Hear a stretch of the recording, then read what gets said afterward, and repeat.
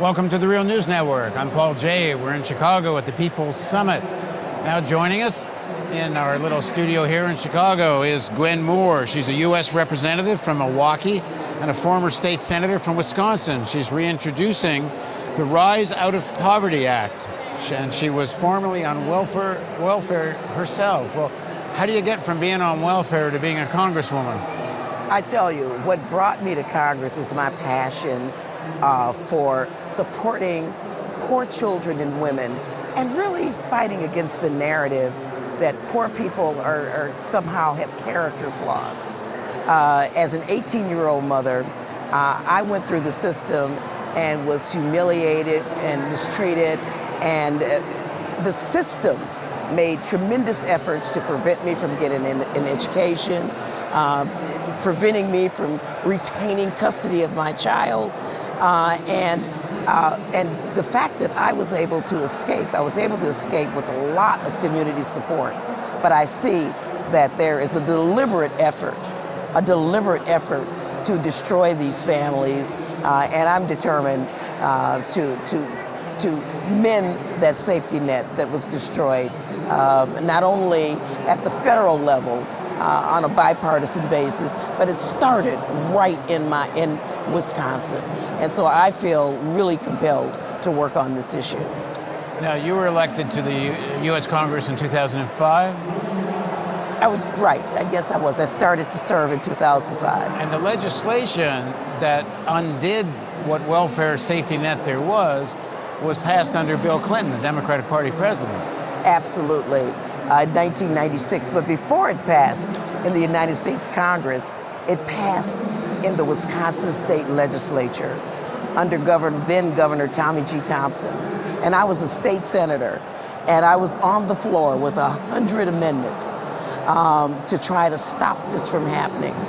And every state in the union, and even some European countries, came to Wisconsin and modeled their legislation after what happened in Wisconsin. And a newspaper in New York, The Village Voice, called it Frankenstein's experiment with welfare reform. You know, for the first time since the Social Security Act was established, we turned little children over to the tender mercies of our capitalist society and said, you know, if your parents don't have a job, then we won't support you.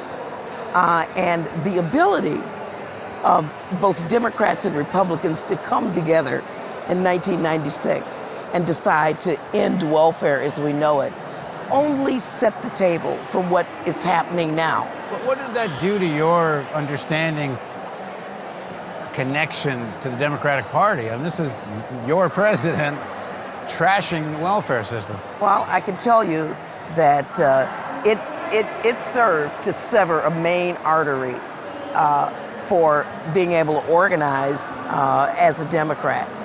I can tell you our consultants have told us that we shouldn't use the word poor, that it's very, very difficult in Congress to talk about poverty without some criticism.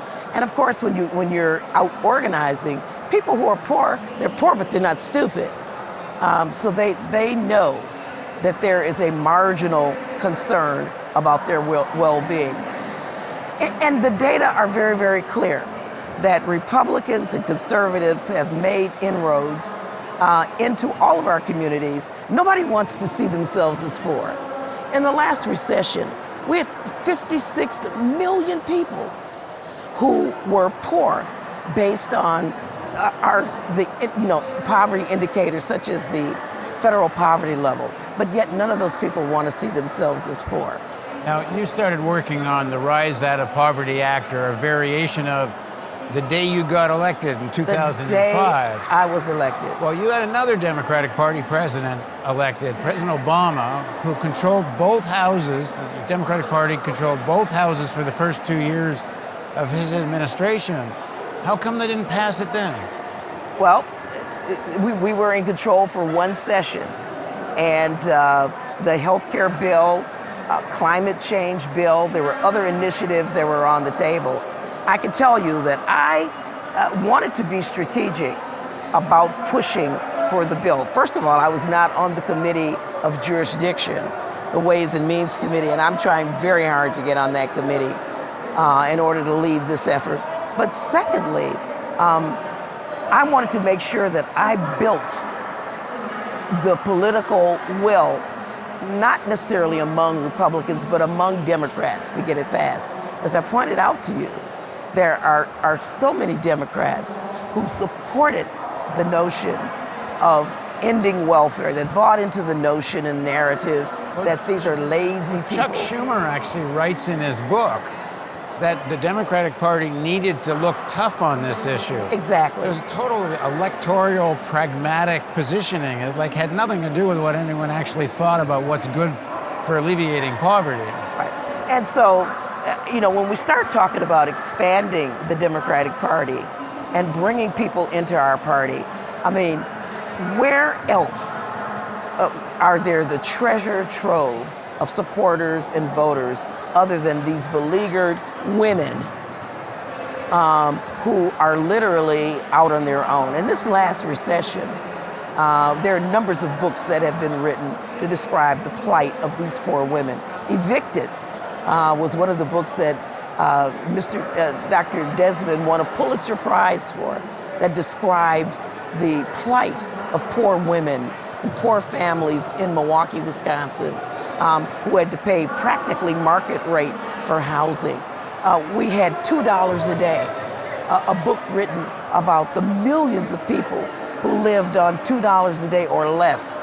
And of course, there were, during this last recession, there were millions of children, 10 million children, who lived in households where there was no income other than food stamps. And so the reluctance on the part of many Democrats to own the poverty issue is something that I need to organize around. This last election campaign, I'm not sure I heard the words poverty come out of Hillary Clinton's mouth. I can't say I looked all the time, but it surely wasn't an issue. I mean, everybody talks about middle class, but there's never an upper and a lower. There's only this middle. And again, it's because they're not making this stuff up. The Republicans have done a very good job of driving poor people into the underground, making people feel ashamed and guilty and feeling that they have some character flaws based on their poverty. Paul Ryan, Speaker of the House, who's from my state, was chairman of the Budget Committee. Every year he was the chairman of the Budget Committee. I served on that committee. And so when he would roll out his Pathways Out of Poverty initiatives, the last time he did it in front of a drug house. What is the equivalence between being poor and being a drug addict? None. There are so many data that demonstrate that poor people, surprisingly, are less likely to use drugs than people with me. They don't have money. Afford it? Yeah. They can't afford it. And yet, to send that message, or to send the message that we need to make these lazy people who are on food stamps get a job. You got to dehumanize people who you would like to disappear. You need to build the political will among Americans to allow people to go hungry so that you can take $1 trillion out of Medicaid, so you can take billions of dollars out of food stamps. These entitlement programs. What do you make of what's going on now? Because I'm not hearing the Democratic Party screaming about this. They're screaming about the Russians are coming. The Russians are coming. Well, I'm very concerned about the Russians coming as well. I'm very concerned about climate change, but these are intersectional issues. And the extent to which we try to separate the plight of the poorest people in our country from all the other issues is what keeps us disconnected. Here we are at the People's Summit, and it's not really clear to me that there's a lot of discussion about poverty. There's a lot of discussion about climate change and about the fight for 15 and other very important issues. But the willingness of the American people to accept millions of people who live in poverty and just ascribe that to their laziness or character flaws. And add another thing, you know, we're based in Baltimore. Add to that 350 murders a year. Clearly the consequence of living in deep chronic poverty. And that becomes just another norm that hardly gets talked about. That's exactly right. That's exactly right. All right, we're going to follow you and your legislation. We're in Baltimore, but we're also in D.C. So we'll come see you there, and we'll see how the course of this rise out of poverty bill goes. It's a deal. All right, thanks very much. Thank you.